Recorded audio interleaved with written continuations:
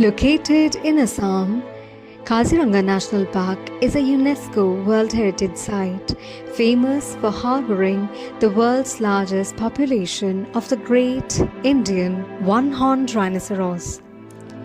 The park is a home to over 2,200 one-horned rhinoceros, which is roughly two-thirds of the world's population, and holds one of the highest densities of Bengal tigers in the country. They are listed as vulnerable, making Kaziranga a critical stronghold for their survival. The Indian rhino has a single horn that grows up to 10 to 57 centimeter, which is made purely of keratin.